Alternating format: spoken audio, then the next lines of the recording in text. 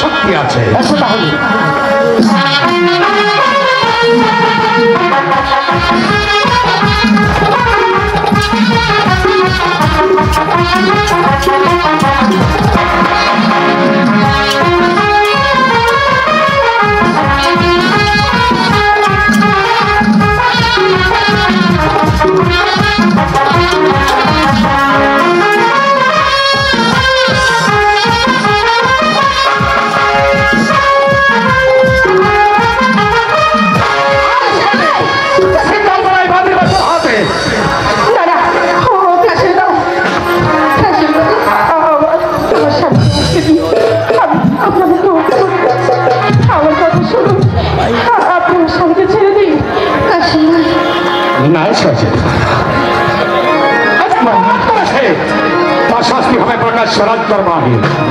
সৈনিক নিয়ে চলে বাদের বাচ্চারা আসো না আমার একটা কাজ করে দেবে যাবে আমাদের বাড়িতে আর আমার বাবাকে ওই শয়তান গুলাম খাও কাশেম ভাইকে বন্দি করে রাজি দরবারে ঠিক আছে কাশেম ভাই তুমি যাও তুমি যাও কোনো চিন্তা করো না আমি থাকতে তুমি কোনো চিন্তা করো না খোঁজে হতে দেবো না স্বামী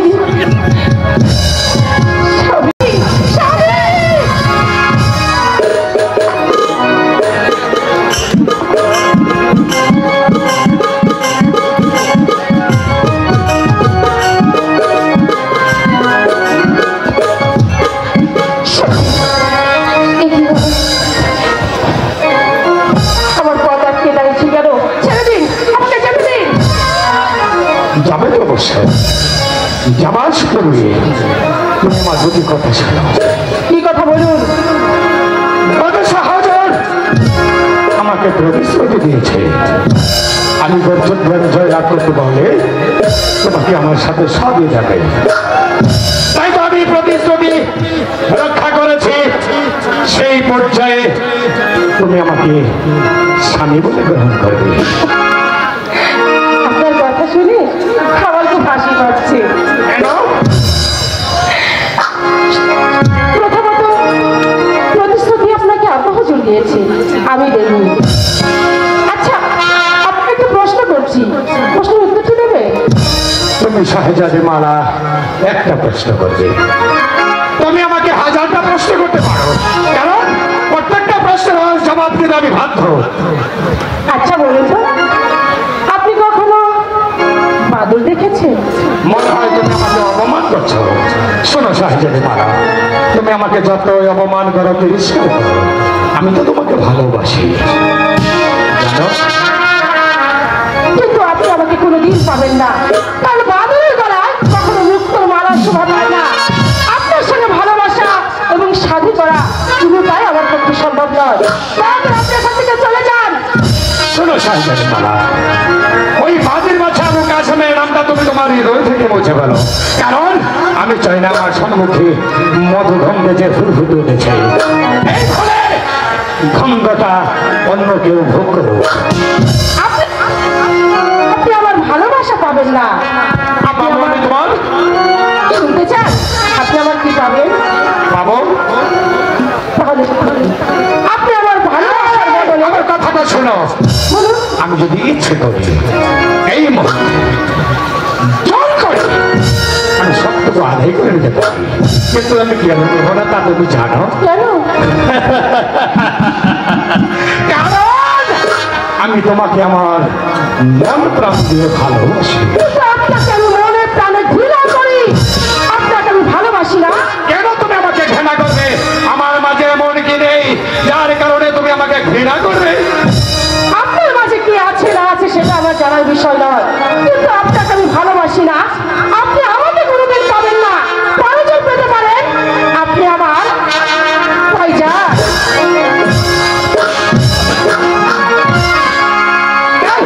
এই শাহজাদি, তুমি বলো না এই রোজ রোজ দিন শুধু আমি তোমার পায়ে পরিয়ে দেব, তবু তুমি আমাকে ভালোবাসবে, কারণ আমি তোমার ভালোবাসার পাগল। তোমাকে না পেলে এই বিশাল রাজ্যটাকে আমি এক রাতের মধ্যেই কামরাস্তায় পরিণত করবো, কারণ আমি তোমাকে ভালোবাসি, আমি তোমাকে চাই, আমি আর কারো হতে দেব না। এ আমার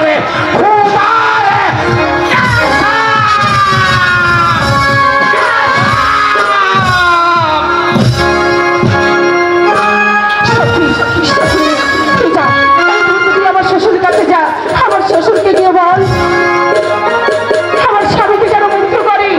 আর আমি যাচ্ছি আমার স্বামীর কাছে, যে করে হোক আমার স্বামীকে উদ্ধার করতে হবে। ঠিক আছে শ্বশুরকে যা। হাই খোদা, হাই দিন দুনিয়ার মালিক, তুমি আমার স্বামীকে রক্ষা করো খোদা, তুমি আমার স্বামীকে রক্ষা করো।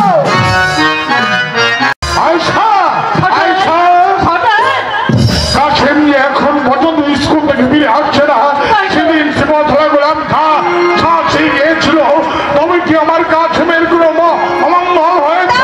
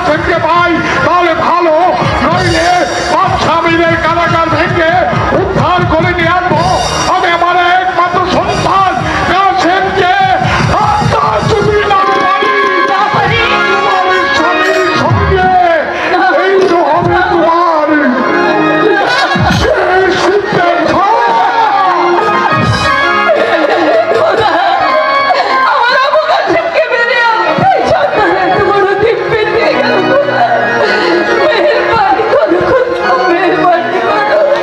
আমার সন্তানকে তুমি আমার বুকে বেঁধে দাও খোদা, আমার বুকে বেঁধে দাও। এখন পর্যন্ত ফিরে আসছে না কেন? আমি এই বাজির বাচ্চা আমাকে লাহা শিক্ষানিত করে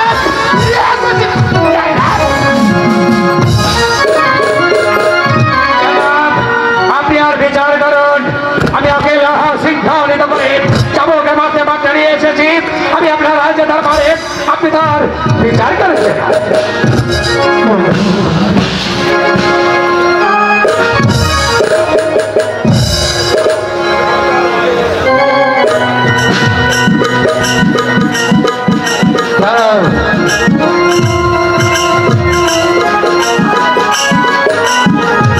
গোলাম খান তোমাকে শৃঙ্খলিত করে আমার দরবারে নিয়ে এসেছে।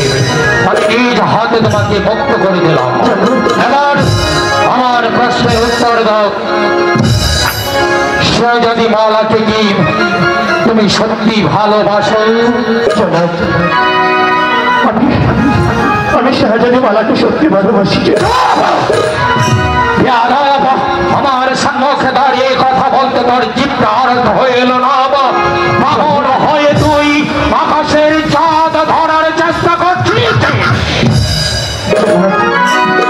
শুধু আমি না, আপনার একমাত্র শাহজাদি মালা, সেও যে আমাকে তার প্রাণের চেয়ে বেশি ভালোবাসে। বাদির বাচ্চা, বাদির বাচ্চা, এখনো সময় আছে। ভুলে যা আমার একমাত্র কন্যা শাহজাদি মালাকে।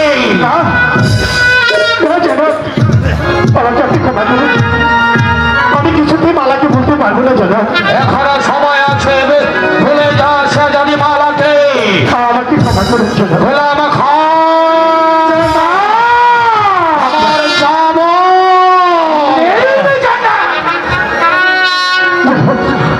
আমাকে ক্ষমা করে দিন। তুই আমার উঁচু মাথা নিচু করে দিয়েছিস। আমার একমাত্র কন্যা দেবে একটা বাদির বাচ্চা হয়ে আত্মীয়তা হয় ভালোবেসেছিস, তাই এই চাবুকের আঘাতে আঘাতে আমি তোর মন থেকে আমার কন্যার নাম ভুলিয়ে দেব।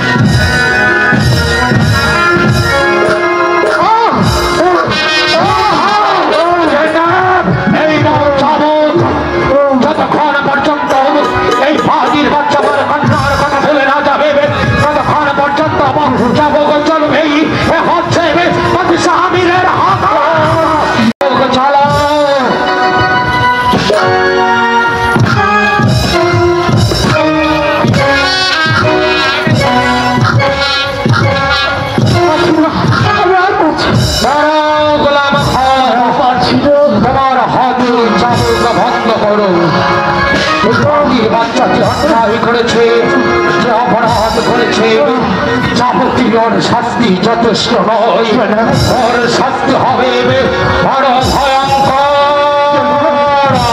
বড় মর্মান্তিক, বড় কঠোর। এই বাদির বাচ্চা যা অপরাধ করেছে তার কি শাস্তি হতে পারে? তোমার হাতের চাবুক দিয়ে চাপকিয়ে চাপকিয়ে ওর গায়ের চামড়া ছিঁড়ে নিয়ে সব ওর গায়ের চাম দিয়ে আমি আমার কন্যার ভাইয়ের পাইকার তৈরি করবো না। এই শাস্তি তোর জন্য যথেষ্ট নয়। তুই যে অন্যায় করেছিস, অপরাধ করেছিস, আর শাস্তি তোকে আমি জল্লাদ রেখে হত্যা করাবো না। এই শাস্তি তোর জন্য যথেষ্ট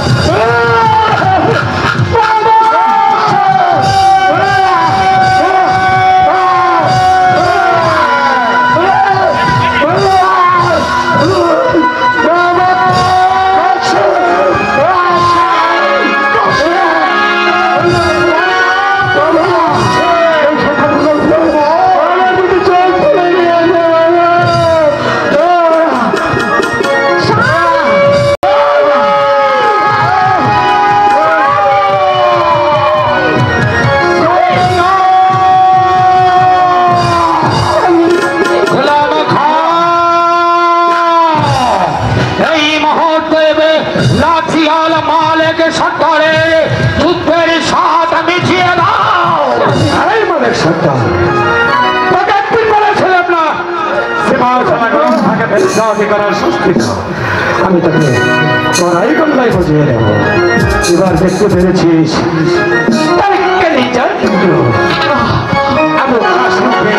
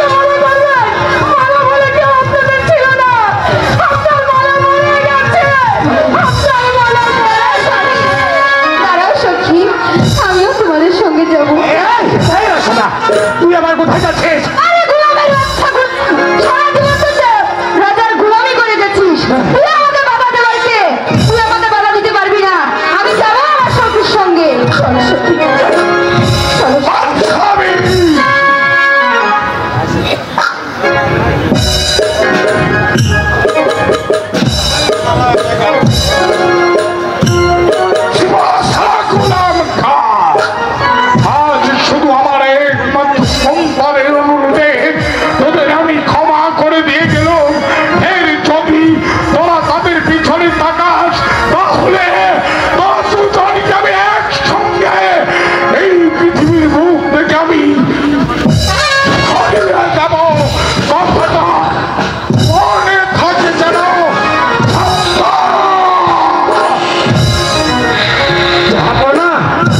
মালিক সর্দার কি চলে গিয়েছে? আমার সর্বপ্রেম এখনো তুমি দাঁড়িয়ে আছো গোলাম খাও। সামান্য একটা লাঠিয়াল তোমাকে আমাকে আমার শাহী দরবারে এসে আমার হাতের লহ শৃঙ্খল পরিয়ে চোখ রাঙিয়ে শাসিয়ে গেল গোলাম খাও। তুমি না আমার ডর হস্তব, তুমি না বীর, তুমি না বিক্রম, তুমি পারলে না তোমার প্রভু, তোমার চাকরিদাতা প্রভু বাদশাহ আমির শাহকে রক্ষা করতে গোলাম খা। তুমি আমার প্রধান শিবশালার, আমি বিশ্ববীর বাদশাহ। আমি তোমাকে বলবো না মালিক সর্দারকে বন্দি করে নিয়ে আসতে, তবে যাবার পূর্বে তোমার প্রতি আমার বাদশাহ আমিরের হুকুম নয় অনুরোধ। আমার একটা মাত্র পরিচার টুকরো কন্যা সে যদি পালাম, আমার এই বুক ছিঁড়ে আমার এই প্রাসাদকে অন্ধকার করে ওই পাতির বাচ্চা অন্ধকার সেবের হাত ধরে মালিক সরকারের ভাঙা করে চলে গিয়েছে ভারত। আমার একমাত্র পরিবার টুকরো কন্যা সে যদি মালাকে আমার এই বুকে ফিরিয়ে দাও, তবে আমি শান্তির নিঃশ্বাস ফেলতে পারবো। আর কিছু চাই না গোলাম খা, আর কিছু না, আর কিছু চাই না গোলাম খা।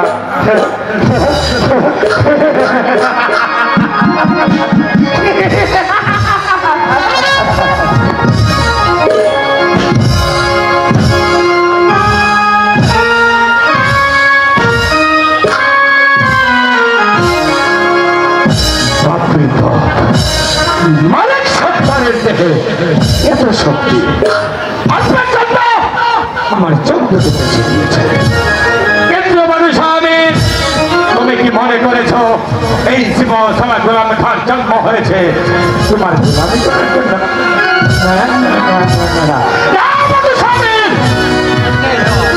তোমাকে এই মসনদ থেকে টেনে হেসে নামিয়ে দেব পথের দই। এই মিশরের ভাগ্য আকাশে একটি নক্ষত্রই থাকে,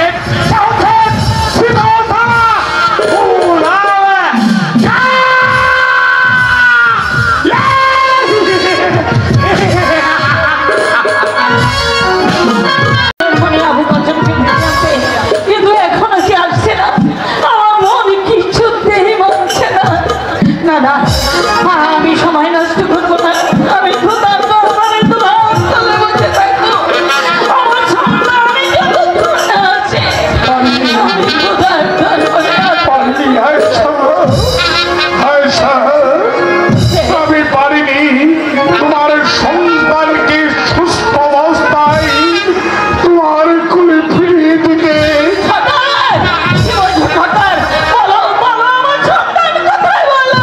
যাবার পূর্বে এই মান বাদশাহ আমিরের আদেশে শয়তান